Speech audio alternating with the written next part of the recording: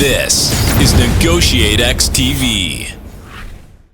Well, over the holidays, we received a question in, and over the next few episodes, we'll actually be answering quite a few questions. But specifically for this one, it is, hey, basically, what do I do if after we've gone through the negotiation process, we've, think that we've come up with a good game plan, however, implementation breaks down? The question is basically, what do we do at that point? How do we go back, take a look at this, and how do we work through it with our counterpart? So with that, Aram, what are we going to do if an implementation process breaks down after we've come to a negotiated agreement? Yeah, it's a great question. And our friends at Advantage, Danny Ertel, wrote an article about negotiating with an implementation mindset that I highly recommend people read. It's one of my favorites. I have my students read it, and it really tries to get to how you avoid this problem in the first place, and what can you do during the negotiation. And it really begins with your mindset. Are you negotiating with the idea that implementation is going to matter, or are you negotiating just to get a deal done? Right, and assigning the deal at the end, and that's kind of a trap many people fall into. So I recommend picking that article up. So what would I recommend doing in this case? The first piece is you got to investigate, and what we would call this doing a post-mortem analysis of kind of the situation, and why did implementation break down.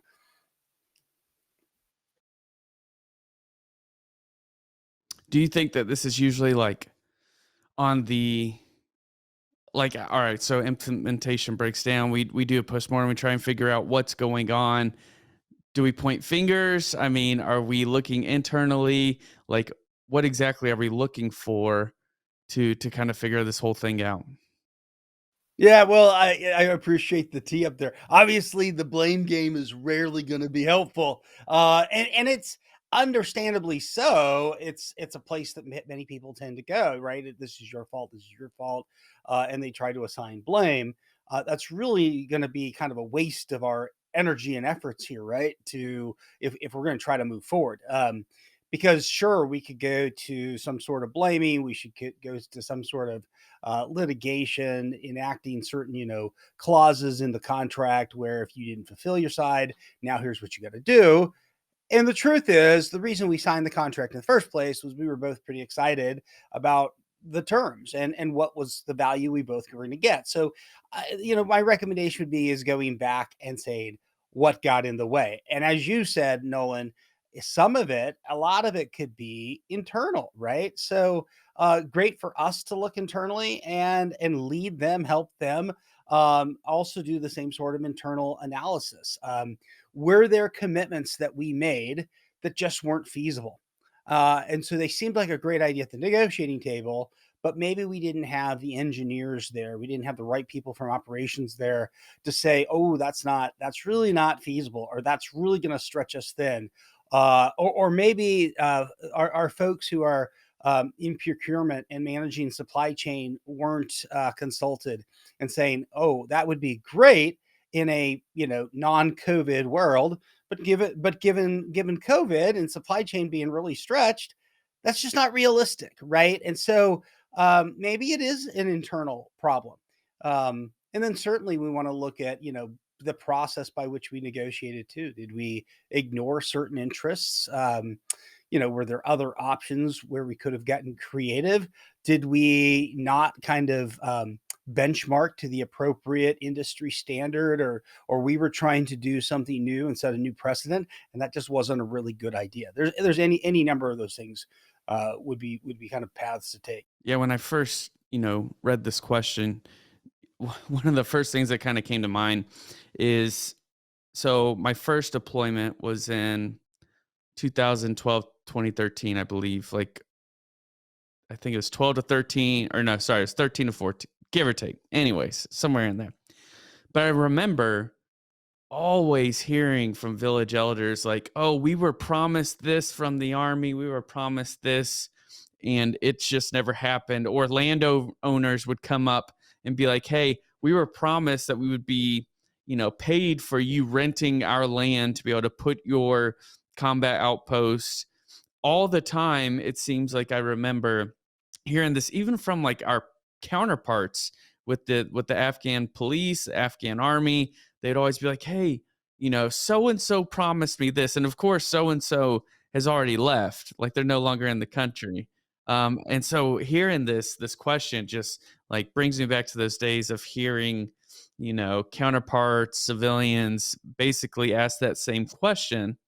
And I guess we kind of got to go back and figure out the processes, figure out what's going on, understand the situation. It's almost like you're an investigator at this point to try and figure out, what was promised, what's fair. I mean, you basically have to go through the entire process again.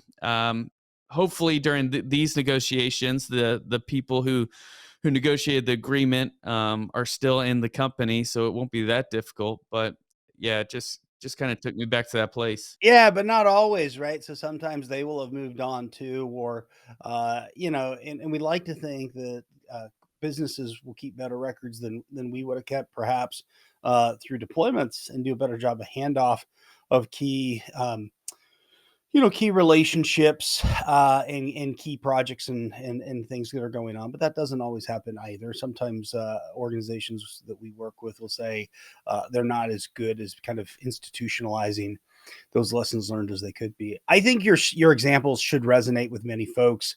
We actually wrote about a situation very similar to what you were describing around kind of a landowner promise and confusion.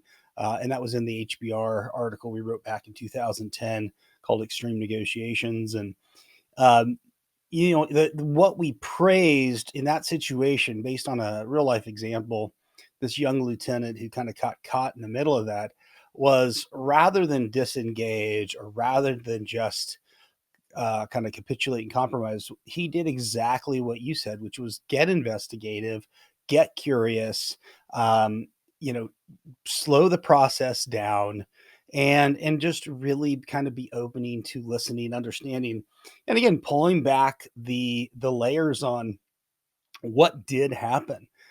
Where was the breakdown? Was it internal? Was it external? Was it because of a poor process that was followed? Was it just because we didn't do a very good job when we moved to the implementations phase of making sure the right milestones had been established and ensuring that follow-up was occurring and re-engaging, right? So when we think about relationship and alliance management and these things that affect how well we're going to implement together, um, well, it's continual, and it's going to continue after the deal is signed, and we can't ignore that and say, oh, we got an agreement, now we can go on our merry ways. No, the reason that you and I talk about negotiation in the way we do is because there's value to be gained from the ongoing relationship. So I think there's a question of, once you've done that, there's a kind of a second piece to this discussion. The question becomes, so what do we do now? Um, Yeah, and I think if I can kind of take this one. So I think we got to go back to our 7 elements and kind of reevaluate altogether. I think reestablishing that communication. I mean, if you are the one that realizes that the negotiation broke down because of an internal problem, then it's going to help for you to get ahead of this. Go back to your counterpart and figuring out, okay, let's reestablish this relationship. Let's open up communication, and then really we're going to have to get back into the interest, options, and legitimacy to kind of rework through this. I mean, maybe the reason it broke down was just a simple, step or chink in the armor, but it's not necessarily that it's an entire throwaway, that all the negotiation was for nothing. So I think getting back to the 7 elements and reestablishing that communication relationship, I think, because it's going to be difficult. I think you're going to want to try and save face, and it's probably going to be a difficult conversation if you're the one that's breaking the news. So,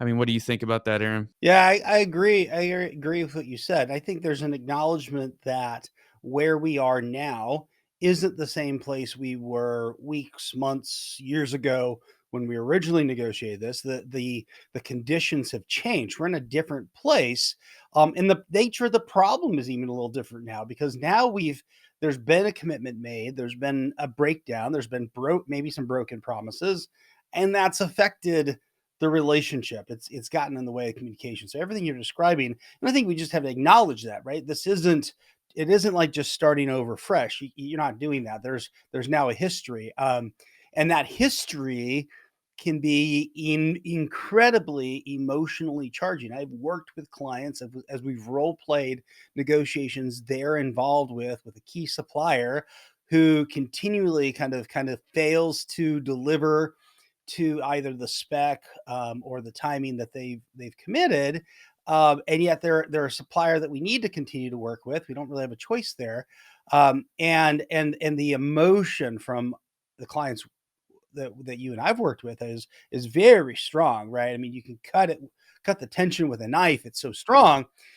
So, one other way to kind of think about it in terms of what we do now is in kind of to bring air and light to that kind of dynamic where there is a history, is this tool that we call the 4-quadrant tool. And really, the 4 quadrants. Quadrant 1 is just saying, where are we today and where is it we want to be?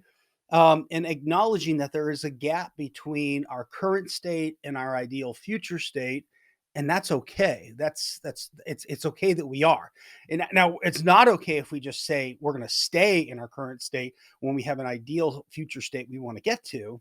But it's okay that this has happened, right? We should expect in any situation, because we're imperfect people working in an imperfect world, that there's going to be a gap between where we are and where we want to be. And then from quadrant 1, you move to quadrant 2. And as you do a little more digging into why that gap exists, you do root cause analysis, right? Which is really what you and I were saying, with regards to the first, doing a post-mortem on when a negotiation breaks down. And we do that breakdown of root cause analysis together. So this isn't a blaming game. This isn't breaking down all those questions we were asking about why we aren't where we want to be. Why does the gap exist? Hey, thanks for checking out this video on NEGOTIATEx TV. If you found any value at all, please hit the subscribe button, hit the notification icon if you want to be notified of future videos. And then we also have a couple videos over here that you might be interested in checking out. If you and your small business, your team, are looking to get negotiations or leadership training, then you can head over to NEGOTIATEx.com and learn more about the coaching services we offer.